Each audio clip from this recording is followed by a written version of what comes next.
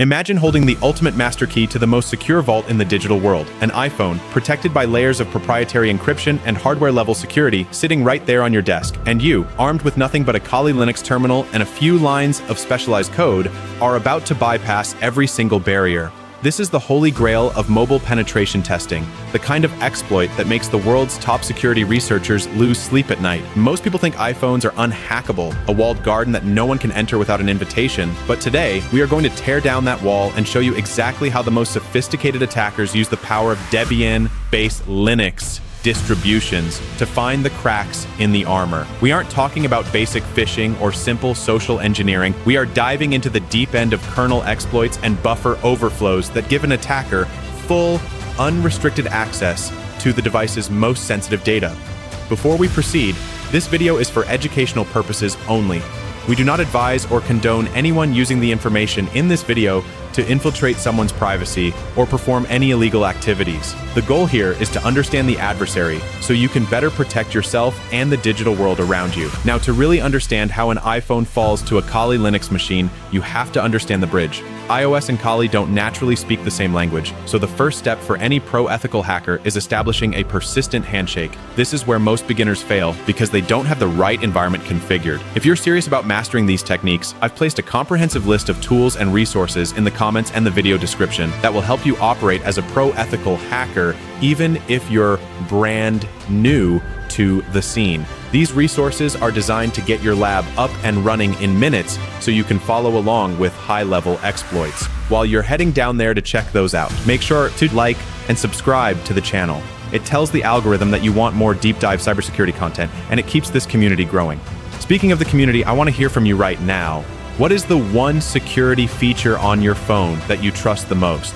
Is it Face ID, your alphanumeric passcode, or do you think physical security is the only thing that matters? Drop a comment below. The actual penetration process starts with reconnaissance. In a Kali environment, we aren't just looking for an IP address. We are looking for the specific build version of the iOS kernel. Every update Apple pushes out is a cat and mouse game. We use specialized network scanners to look for open ports or, more importantly, vulnerabilities in the way the device handles incoming packets over a wireless network. Once the target is identified, we move into the exploitation phase. This involves using a framework to deliver a payload that exploits a specific vulnerability in the WebKit engine. Think about how many times you open a browser on your phone. That is the most common entry point. By triggering a memory corruption bug, a hacker can execute code remotely.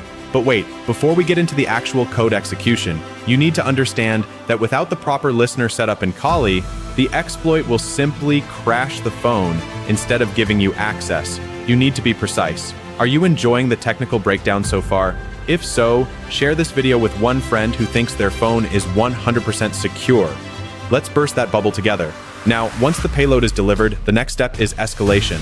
Breaking into the sandbox is one thing, but getting root access is where the real power lies. This is where we use tools that interact with the iPhone's Lightning port or utilize a wireless exploit to bypass the pointer authentication codes.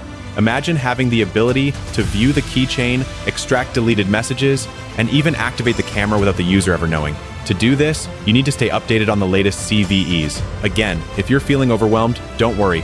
I've linked the exact libraries and repositories you need in the video description and the pinned comment to help you operate as a pro-ethical hacker, even if you're new to hacking. But here's the most important part. How do you stay safe? If a hacker can use Kali Linux to find these vulnerabilities, you need to know how to close them. The first rule of iPhone security is never staying on an outdated iOS version. Every update contains patches for the very exploits we are discussing. Secondly, turn off significant locations and Find My permissions for apps that don't need them. Use a physical security key for your Apple ID to prevent remote account takeovers. If you've ever wondered why your phone feels hot for no reason, or why your battery is draining fast, it could be a sign of a background process running an unauthorized script. What's the weirdest thing your phone has ever done that made you think you might be hacked? Tell me the story in the comments. To wrap this up, the world of iPhone penetration testing is complex, evolving every day, and requires a deep understanding of both Linux and mobile architecture. By staying curious and using the resources I've provided in the description, you're already ahead of 99% of users. Don't forget to subscribe and turn on notifications so you never miss a deep dive into the world of ethical hacking.